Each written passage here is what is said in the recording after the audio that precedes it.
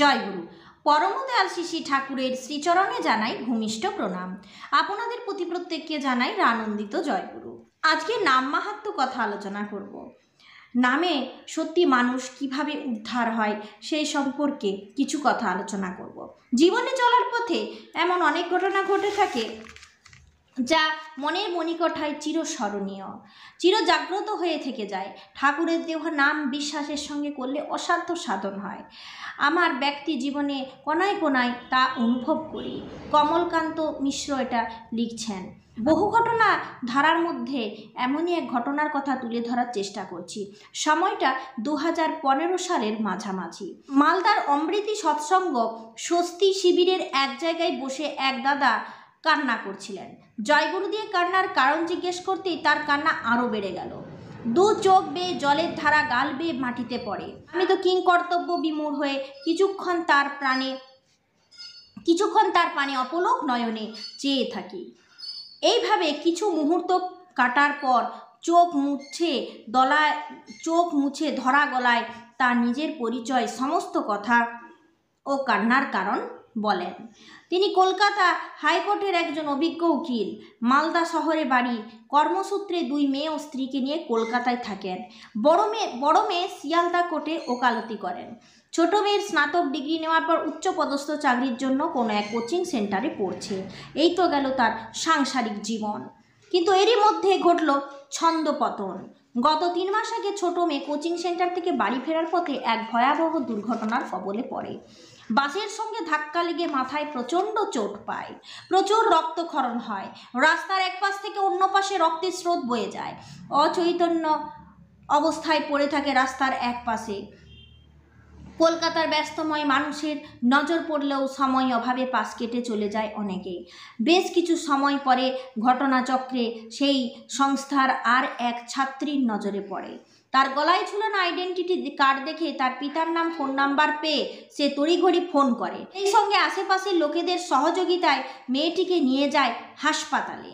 খবর পেয়ে বাড়ির সবাই হাসপাতালে পৌঁছে যান ঠিকই, কিন্তু ভগবানের কাছে কাতর প্রার্থনা করা ছাড়া তাদের আর অন্য কোনো উপায় ছিল না। বেশ কয়েক ঘন্টা কেটে যায় অপারেশন থিয়েটারে।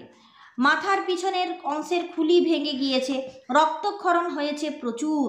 দীর্ঘ সময় অপারেশনের পর ডাক্তারবাবু জানান তার জ্ঞান ফিরবে কি না তা 72 ঘন্টা না কাটলে কিছুই বলা যাবে না। ডাক্তারবাবুর দেওয়া সময়সীমা 72 ঘন্টা পার হয়ে 5 দিন 7 দিন করে প্রায় 3 মাস কেটে গেল, কিন্তু জ্ঞান আর ফেরে না। ডাক্তারবাবুর পরামর্শে তাকে নিউরোসায়েন্স হাসপাতালে নিয়ে যাওয়া হয়। সেখানেও কয়েকদিন কেটে গেল। অবস্থার কোনো উন্নতি বোঝা যায় না। জ্ঞান ফিরবে কিনা তাও বোঝা যায় না। ডাক্তারবাবুদের এ ব্যাপারে জিজ্ঞাসা করলে তারা শুধু ঈশ্বরের উপর আস্থা রাখতে বলেন।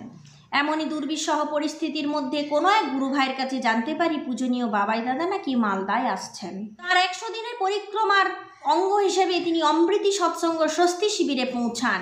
কিন্তু তার স্বল্প সময়ের অবস্থানে দর্শন প্রণামের সুযোগ হলেও নিবেদন করার কোনো সুযোগ হয়নি। অনেক সময় এরকম হয়, আচার্যদেবের কাছে সমস্যার কথা নিবেদন করার সুযোগ দেওয়া হয় না। তিনি এখান থেকে বেরিয়ে উত্তরবঙ্গে বিভিন্ন মন্দিরে চলে যান। তার মেয়ের চিকিৎসার কাগজপত্র দেখাতে না পেরে এই কান্নাকাটি। এতক্ষণে ওই দাদার কান্নাকাটির কারণ শেষ হলো। বিজয়দার মুখে মেয়ের জীবন মৃত্যুর সমস্ত ঘটনা শুনে আমি স্তব্ধ হয়ে যাই। কিছু সময় নিঃশব্দে কেটে যায়। কারো মুখ দিয়ে কোনো কথা বেরোচ্ছিল না। নিস্তব্ধ কাটিয়ে এক সময় বিজয়দাকে বলি, দাদা আপনি ভোর 4টা থেকে 4:30টার মধ্যে মালদা শহরের সম্রাট হোটেলের কাছে চলে আসুন। আমি আপনাকে আচার্যদেবের কাছে নিয়ে যাব। আমার কাছে খবর ছিল আচার্যদেব গঙ্গারামপুরে রাত্রিবাস করবেন এবং সকালে বিনতি প্রার্থনার পর শিলিগুড়ির উদ্দেশ্যে যাত্রা করবেন। সেই সূত্রে ভোর 4:20 নাগাদ তাকে নিয়ে বালুরঘাটগামী বাসে করে গঙ্গারামপুর স্ট্যান্ডে নেমে রিকশায় করে মন্দিরে পৌঁছায়। স্বর্গীয় মিলন পাল মজুমদার দা গঙ্গারামপুর মন্দিরে এক সময় দায়িত্বে ছিলেন। তার সঙ্গে আমার আত্মিক সম্পর্ক ছিল। সময় সুযোগ পেলেই তার কাছে চলে আসতাম। তার সঙ্গে ইষ্টকর্মে সঙ্গ দিতাম। তার সুবাদেই আমি ইষ্ট পরিবারের কাছে আসার সুযোগ এবং সেবা করার সুযোগ পাই। কাকিমাও আমাকে খুব স্নেহ করেন। গঙ্গারামপুর মন্দিরে বিজয়দাকে নিয়ে প্রবেশ করি, তখন বিনতি প্রার্থনা শেষ হয়েছে। আচার্যদেব শ্রী শ্রী ঠাকুর, শ্রী শ্রী বড়মা, শ্রী শ্রী পিতৃদেবকে প্রণাম করে আচার্য ভবনের দিকে যাচ্ছিলেন। কাকিমাকে সমস্ত কথা খুব অল্প সময়েই বলি এবং তিনি ইঙ্গিতে আমাদের কাগজপত্র বাহির করে তার পাশে দাঁড়াতে বলেন। আচার্যদেবকে তার বিষয়টা নিবেদন করা হলো। সমস্ত শুনে কাগজগুলি এক এক করে দেখে আমাকে উদ্দেশ্য করে বলেন, ডাক্তার সদাপ্রিয় বোসকে চেনেন? না চিনলে সূর্য সেন স্ট্রিটে 68 নম্বর মন্দিরে ডাক্তার অমরদার সঙ্গে যোগাযোগ করে তার কাছ থেকে ফোন নাম্বার নিয়ে তার সঙ্গে কথা বলুন। আমার দিকে তাকিয়ে ভুবন ভোলানো মুচকি হাসি হেসে চলতে থাকেন। পেছনে পেছনে আমরাও চলতে থাকি। কয়েক মিনিট বাদে তিনি রওনা দিলেন। কাকিমার সঙ্গে বিস্তারিত আলোচনা করে ঠাকুর প্রণাম করে আমরাও সেখান থেকে মালদা বেরিয়ে পড়ি। রাস্তায় চলতে চলতে আমরা পরবর্তী কর্মসূচি তৈরি করতে থাকি। সেই মোতাবেক রাতে দার্জিলিং মেলে আমরা কলকাতা পৌঁছাই। 68 নম্বর মন্দিরে এসে ডাক্তার অমরদার কাছ থেকে ডাক্তার সদাপ্রিয়তার ফোন নাম্বার সংগ্রহ করে কথা বলি এবং আচার্যদেব যে তার সঙ্গে যোগাযোগ করার কথা বলেছে এটা বলি। আচার্যদেব যে তার সঙ্গে সব শুনে তিনি সাক্ষাতে সব আলোচনার জন্য সেদিন সকাল 10টা নাগাদ অমরধামে আসতে বললেন। আমরা সময়ের আগেই অমরধামে পৌঁছাই। কিছুক্ষণ পরে ডাক্তার সদাপ্রিয়দা এসে তার চেম্বারে বসেন। আমরা জয়গুরু দিয়ে তার চেম্বারে প্রবেশ করে পরিচয় দিই। ডাক্তারবাবু জানান অল্প কয়েকদিন হলো তিনি মালদা মেডিকেল কলেজে জয়েন করেছেন।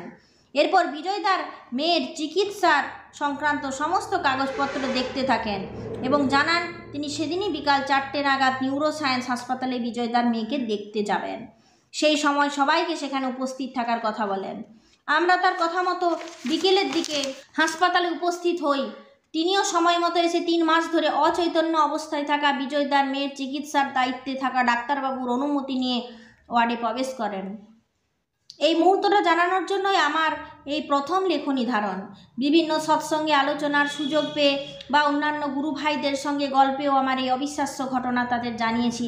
9ই ফেব্রুয়ারি 2023 মঙ্গলবাড়ি সৎসঙ্গ কেন্দ্রের উদ্বোধন উপলক্ষে সাধারণ সভার মুখ্য বক্তা হিসেবে ডাক্তারবাবুর আলোচনায় এই ঘটনাটি বিস্তারিতভাবে মালদাবাসী তথা উৎসবের আগত সমস্ত জনসাধারণের সামনে তুলে ধরেছিলেন।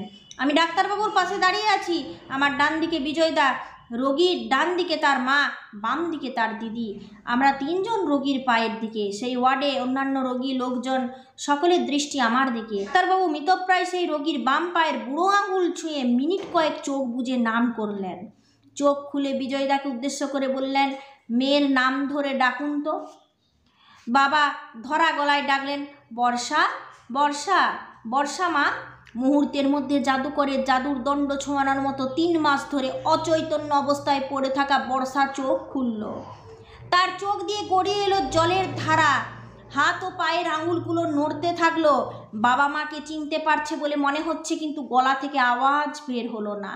সেই ওয়ার্ডের সমস্ত পেশেন্ট পার্টি ভিড় জমালো ডাক্তারবাবুর কাছে। ইনি কে? নিজেদের মধ্যে বিভিন্ন কথা বলাবলি করতে লাগলো। আমি মৃত গোবরে পোকার গল্প শুনেছি, কিন্তু আজ নিজের চোখের সামনে কি দেখলাম। নিজের মনের মধ্যে বিভিন্ন প্রশ্ন আসতে শুরু করলো। কি করে এটা সম্ভব? কি দেখলাম বিজ্ঞানের চরম অগ্রগতির দিনে? বাস্তবে কি সম্ভব? কিন্তু সব ঘটনা যে আমার সামনেই ঘটলো। নিজের চোখ কি করে অস্বীকার করি? ডাক্তারবাবুর দিকে তাকাতে পারলাম না। চোখ জলে ভরে গিয়েছে। কথা বলতে পারলাম না। কণ্ঠরুদ্ধ হয়েছে। ডাক্তারবাবু বললেন, নামেই সবই সম্ভব। পুণ্যপুঁথিতে ঠাকুর বলেছেন, নিঃসন্দিগ্ধ চিত্তে প্রাণ ভরে নাম করে যাও, সব হয়েছে। যা ভাবছো হয় না, সব হবে। অসম্ভব সম্ভব হবে। আজ বাস্তবে তার প্রমাণ পেলাম। ঠাকুরবাড়ি দেওঘর থেকে আচার্যদেব পাঠিয়েছেন।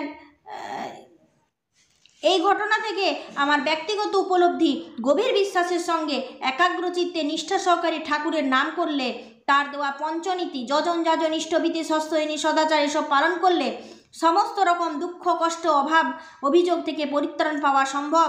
ঠাকুর বলেছেন, উষা নিশায় মন্ত্র সাধন, চলাফেরায় জপ, যথাসময় ইষ্ট নির্দেশ মূর্ত করায় তপ। ঠাকুরের এই বাণীটি পালনের মধ্য দিয়ে নিজেরা ভালো থাকো এবং অন্যদেরও ঠাকুরের সঙ্গে যুক্ত করো। ভালো রাখতে সচেষ্ট হওয়াই আমাদের প্রধান কর্তব্য। পূজ্যপাদ আচার্যদেব যে নীতি নির্দেশ দান করে চলেছেন, তা তার সার্বিক কল্যাণের জন্য বর্তমান দিনে দীক্ষাপত্র সমীক্ষার কাজ নিঃশব্দ বিপ্লবের রূপ নিয়েছে। তার ইচ্ছাকে বাস্তবে রূপ দিতে গিয়ে আমরা এই সময় অমৃতের পথে এগিয়ে যাব। গোটা বিশ্ব সংসার সৌভ্রাতৃত্বের বন্ধনে আবদ্ধ হয়ে সূচনা করবে এক নতুন যুগের। শুধুমাত্র বুড়ো আঙুল পা ছুঁয়ে নাম করে কি অবস্থা ঘটল? নামের মাহাত্ম্য, এটাকেই বলে নামের মাহাত্ম্য। আমরা 5টা মিনিট সময় দিতে পারছি না ঠাকুরের কাছে, 5টা মিনিট আমরা ঠাকুরের কাছে বসে নাম করতে পারছি না, কিন্তু এ কি করে সম্ভব? এ কি করে হয়? সত্যি একটা অসম্ভবকে সম্ভব করে দিল। 3 মাস ধরে পড়ে থাকা 3 মাস ধরে পড়ে থাকা একটা অচৈতন্য মানুষের গলায় বেরোলো আওয়াজ, ভোগ করলেন। আজকে আপনাদের আমি শোনালাম। অবশ্যই আপনারা কিন্তু এই নাম মাহাত্ম্যের কথা সৎসঙ্গে আলোচনা করবেন, মানুষকে বলবেন, মানুষ যেন নামে বসেন। পরম পূজ্যপাদ শ্রী বরদা বললেন যে তোমাদের বিশেষ অনুরোধ রইল, তোমরা নাম কোনো দিন ছেড়ো না, প্রতিদিন 1 মিনিট হলেও তোমাদের নাম করতেই হবে। তাই নামে অভ্যাস আমাদের প্রত্যেককেই রাখতে হবে। আজ ইষ্ট প্রসঙ্গ এই পর্যন্ত। আপনারা সকলে সুস্থ থাকুন, ভালো থাকুন আর নাম করে যান। জয় গুরু।